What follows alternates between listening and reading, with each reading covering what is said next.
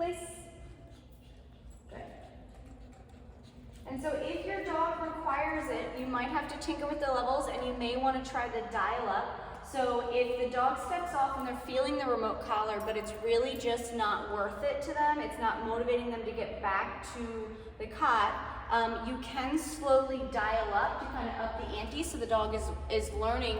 The longer they are off place, the higher their level is going to slowly get. So it just starts to add motivation and you're going to match the dog's mental state to find the level that makes sense to them in that moment to get them back to place.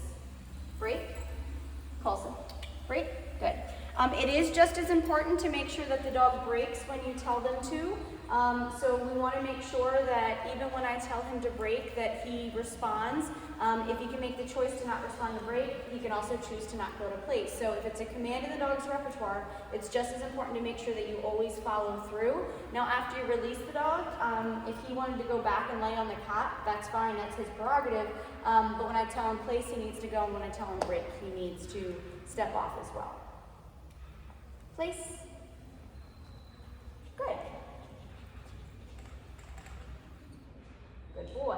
So you can see now, I've done a number of repetitions now, and you can see now Coulson is no longer stepping off. He's getting to that edge. He's also showing me, even though he's not calm and laying down yet, he's showing me he's being very respectful of that boundary, walked right to the edge and stopped there. Good boy. Good. Coulson, break. Good boy. Good. Now let's see if we can try without the leash, but I'm still going to have him on the leash. Coulson, place. So only remote collar. No, place. Good boy. Good. No, place. Good. Good boy. So he's still dragging the leash. No, place. Good.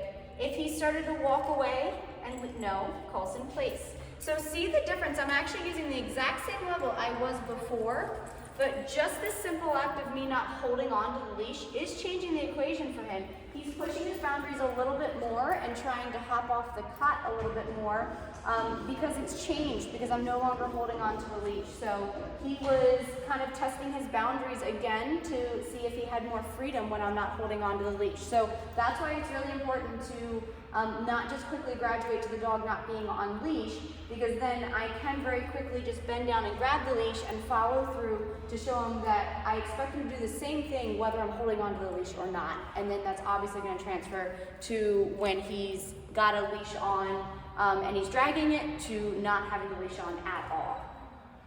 Coulson, break. Good boy, break.